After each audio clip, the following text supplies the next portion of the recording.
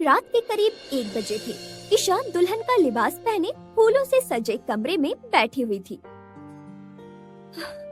शांत हो जा ईशा, तू दुनिया की पहली लड़की नहीं है जिसकी शादी हुई है, और अरहान तो तेरा दोस्त भी है। तू ऐसे डर मत। तभी अरहान अरोड़ा रूम में आया। वो 25 साल का एक हैंडसम लड़का था। वो ईशा के पास आकर बोला, तुम्हें क्या लगता है ईशा कि मैं तुम्हें गले लगाकर प्यार करूंगा? मत करो मेरे सामने ये ढोंग, मैं नहीं मानता इस शादी को। ईशा उदास होते हुए, ये क्या कह रहे हो अरहान? आज ही तो हमारी शादी हुई है। तुमने अपनी मर्जी से मुझसे शादी की है, और शादी की बात अलग है। हम दोनों बचपन से फ्रेंड हैं। ऐसा मत बोलो प्लीज। अरहान गुस्से और नफरत से, मत भूलो ईशा कि ये शादी मैंने एक मजबूरी के चलते की है। तुम अच्छे से जानती हो कि मैं किसी और को पसंद करता हूँ, और अगर उस दिन तुम्हारे साथ वो। इतना बोल अरहान चुप हो जाता है और गुस्से से टेबल पर रखा दूध का ग्लास उठाकर जमीन पर पटक देता है, जिससे दूध और कांच जमीन पर फैल जाता है, जिसे देख ईशा घबराकर अपनी आंखें बंद कर लेती है।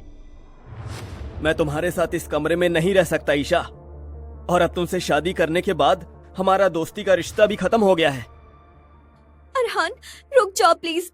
अगर मुझे पता होता कि तुम किसी और को पसंद करते हो तो मैं तुमसे कभी शादी नहीं करती। मेरा यकीन करो। ईशा, तुम्हारी इन बातों का कोई मतलब नहीं है, क्योंकि मेरी जिंदगी अब पूरी तरह से बर्बाद हो चुकी है।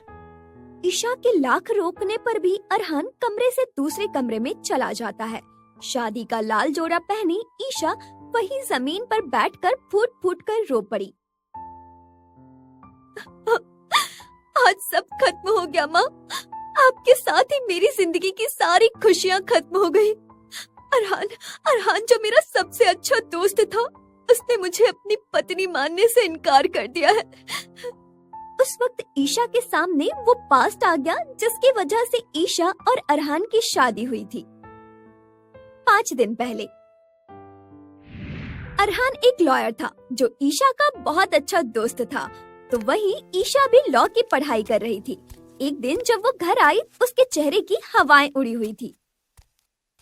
क्या हुआ ईशा बेटा, तू इतनी घबराई हुई क्यों है? सब ठीक तो है ना? हाँ माँ, सब ठीक है। बस बहुत थक गई हूँ ना, इसलिए थोड़ा रेस्ट करूंगी तो बेहतर फील होगा। इतना बोल सहमी हुई ईशा भागकर रूम में चली जाती है। तू चाहे मुझसे झूठ बोल ले, पर कुछ तो है जो तुझे परेशान कर रहा है। तभी अक्षिता जी के फोन पर किसी की कॉल आई, और कॉल पर अरहान था। आंटी, वो ईशा कहाँ पे है? मैं उसे कब से कॉल कर रहा हूँ, वो मेरा कॉल ही नहीं उठा रही है। पता नहीं बेटा, जब से बाहर से आई है थोड़ी सहमी सहमी सी है। मेरे पूछने पर भी कुछ नहीं बताया। अरे आंटी, अब फिक्र मत करिए, मैं उसका मूड ठीक कर दूंगा।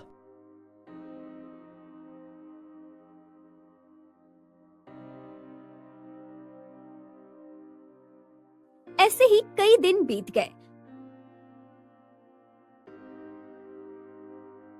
हमेशा हंसने बोलने वाली ईशा चुपचाप और डरी हुई रहने लगी।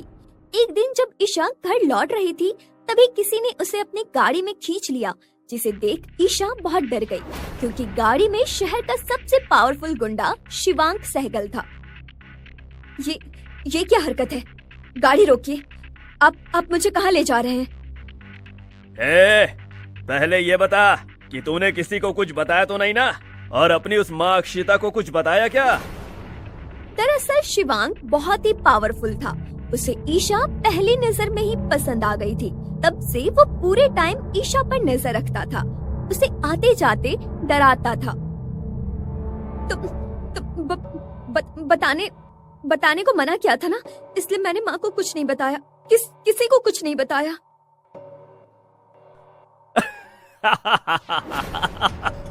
बहुत खूब, बहुत खूब, लड़की समझदार है तू। और हाँ, इसी बात पर तेरे लिए खुशखबरी, कल शाम 6 बजे बालाजी मंदिर आ जाना। और हाँ, अगर नहीं आई ना तो तुझे तेरे घर से ही उठवा लूंगा। हम दोनों कल ही शादी करेंगे। क्या शादी? नहीं, मैं तुम जैसे गुंडे से शादी नहीं कर सकती।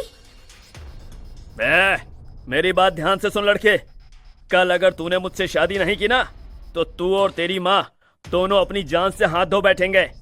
अब तू कल दुल्हन बनेगी, वो भी सिर्फ और सिर्फ मेरी। चल, अभी मेरे लोग तुझे घर ड्रॉप कर देंगे। बहुत सारी तैयारी भी तो करनी है ना शादी की। शिवांक ईशा को उसके घर छुड़वा देता है। इतने दिन से ईशा जो सब कुछ अकेले बर्दाश्त कर रही थी, उसकी माँ को देख उनके गले लगकर फूट फूट कर रो पड़ी। क्या हुआ बेटा, तुम ऐसे रो क्यों रही हो, बताओ मुझे। माँ वो शिवांक सहगल है ना? शिवांक सहगल? वो तो इस शहर का सबसे पावरफुल गुंडा है, उसके सामने कोई नहीं टिक पाता।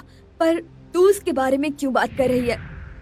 माँ, कल वो मुझसे जबरदस्ती शादी करने वाला है, मुझे उससे शादी नहीं करनी, वो आपको मार देगा, ऐसा बोलकर मुझे ब्लैकमेल कर रहा है। माँ मुझे बहुत डर लग रहा है। ईशा फूट फूट कर रो रही थी। ये सुनकर अक्षिता का सर घूमने लगा और कुछ ही पल में वो बेहोश होकर गिर पड़ी, जिसे देख ईशा चीख पड़ी। माँ क्या हुआ आपको? माँ होश में आओ, अभी आपको हॉस्पिटल ले चलती हूँ। जैसे तैसे करके ईशा अक्षिता को हॉस्पिटल लेकर जाती है। तभी ईशा ने अरहान को कॉल किया। अरहान, वो माँ की तबीयत बहुत खराब है, तुम फौरन सिटी हॉस्पिटल आ जाओ। ईशा तुम बिल्कुल भी फिक्र मत करो, मैं बस 10 मिनट में पहुँच रहा हूँ। अगली कुछ ही मिनट में अरहान हॉस्पिटल पहुँच गया। ईशा भागकर अरहान के गले लग गई। ईशा, आंटी को क्या हुआ? डॉक्टर ने कुछ बताया? अच्छा ठीक है, तुम फिक्र मत करो, आंटी बिल्कुल ठीक हो जाएंगी। तभी आईसीयू का दरवाजा खुला और डॉक्टर बाहर आ गए। बताए ना डॉक्टर, माँ को क्या हुआ है, वो ठीक तो हो जाएंगी ना? माफ कीजिए मिस ईशा, अक्षिता जी को हार्ट अटैक आया है और यह हार्ट अटैक इतना मेजर था कि उनकी जान के लिए रिस्की हो गया है। वो सिर्फ कुछ ही मिनटों की मेहमान है। बेहतर यही होगा कि आप अंदर जाकर उनके अंतिम पलों में उनके साथ रहे। क्या अंतिम पल? ये क्या बकवास कर रहे हैं? मैं अभी माँ के पास जाती हूँ, कुछ नहीं होगा उन्हें। ईशा और अरहान दोनों भागकर जैसे ही अंदर पहुँचे तो ईशा फूट फूट कर रो पड़ी। अरहान बेटा, मेरी बेटी के तुम सबसे अच्छे दोस्त हो। कल को शिवांक सहगल मेरी बेटी ईशा के साथ जबरदस्ती शादी कर लेगा और मेरी बेटी को उससे कोई नहीं बचा पाएगा। मैं तुम्हारे हाथ जोड़ती हूँ, तुम ईशा से शादी कर लो। क्या शादी? ये आप क्या कह रही हैं? अगर शिवांक ईशा को परेशान कर रहा था तो उसने या आपने मुझे क्यों नहीं बताया? मेरे पास समय बहुत कम है, मैं भीख मांगती हूँ, मेरी बेटी से शादी कर लो। तुम दोनों मुझे वचन दो कि आज अभी इसी वक्त शादी करोगे। दो वचन दो मुझे।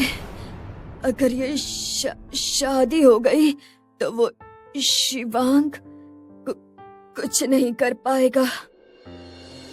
थोड़ी देर में अक्षिता जी की सांसें रुकने लगी और एक ही पल में अरहान और ईशा ने शादी के लिए हाँ बोल दिया।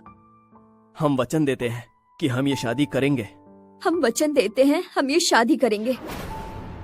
ये सुनकर अक्षिता के चेहरे पर सुकून छा गया और दूसरे ही पल उनकी आंखें हमेशा के लिए बंद हो गई और ईशा बेहोश होकर अरहान की बाहों में झूल गई। किस ओर जाएगी ये शादी? क्या अरहान कभी ईशा को अपनी पत्नी मानेगा? और किसे पसंद करता है अरहान? क्या दोनों के रिश्ते में कभी प्यार पनप पाएगा?